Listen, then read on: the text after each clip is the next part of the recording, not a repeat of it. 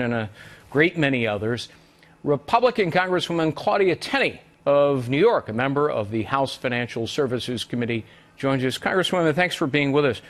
On the matter of Comey, you've identified a myriad of crimes that you suspect he may have committed, which include theft of government documents, mishandling classified information, abuse of power in the dossier, obstruction of justice, and perjury.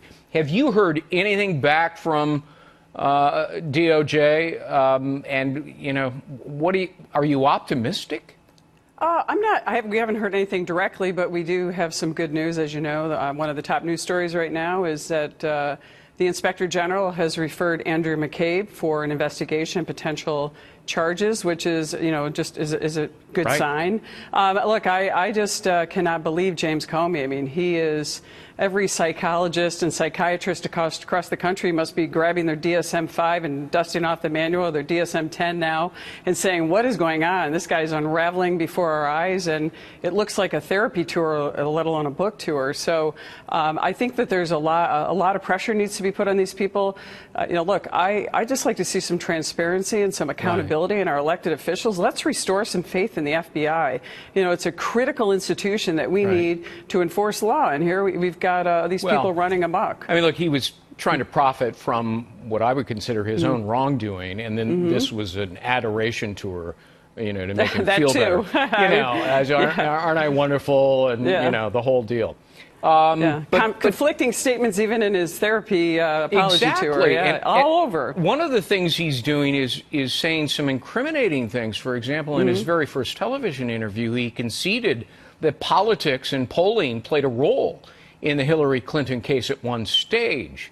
I mean, if you allow, if you clear somebody for a political reason, doesn't that strike you as obstruction of justice? Absolutely. I mean, this is exactly why we put the letter together. And if you look at the letter, it's very detailed. We list what we think are potential violations of federal law. And not only that, we put a diagram right in there. We put the statute that we think has been violated for them to pursue. And there may even be others that we haven't even uncovered. But right now, it's very clear that we think some of these things really should be, all of them should be looked at. And they're potentially violations. They should be prosecuted for these things. They should face a jury of their peers.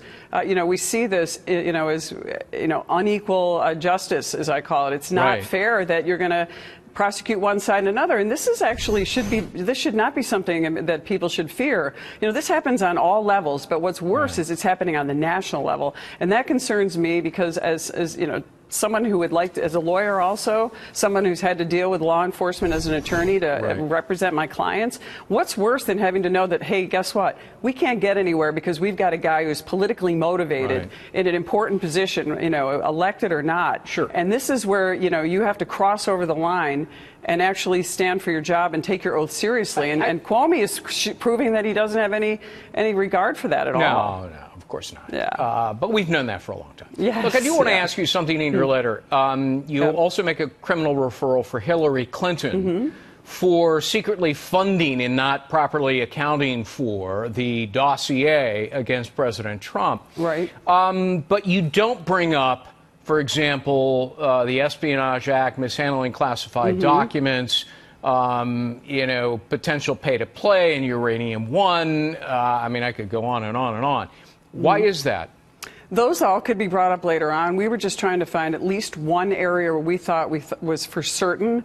Also, it shows that there is a lack of fairness in who's prosecuting, or as we call it, an uneven zealousness in going after one side or the other. So, you know, we have the president's attorney, Michael Cohen, raided, and yet Hillary Clinton gets off scot-free, while we see that this law firm should have been listed as something on her FEC report or federal election report. And it wasn't done. That's a blatant violation. I think we're looking for really obvious things. These are just simple ones, and they're by no means, our letter is by no means comprehensive, as I indicated in the beginning. I mean, there is a lot to uncover. You know, for the longest time, she refused to hand over her server, but they didn't raid her house to grab the server. And by the time she eventually handed over, guess what? It was wiped clean, and, you know, 30-some-odd-thousand documents were destroyed, and her devices have been hammered to bits, and so forth.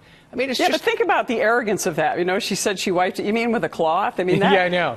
The level of arrogance and disdain and really lack of regard for the law and feeling, you know, I'm not elected. I didn't get elected, so guess what? Yeah. I'm not accountable anymore. And I think that's the false argument that keeps being made. Well, she didn't win, so why are you pursuing this? I mean, that has nothing to do with it. I got to go, but thank you so you much for joining us tonight, Thank Congresswoman you. Claudia Tenney.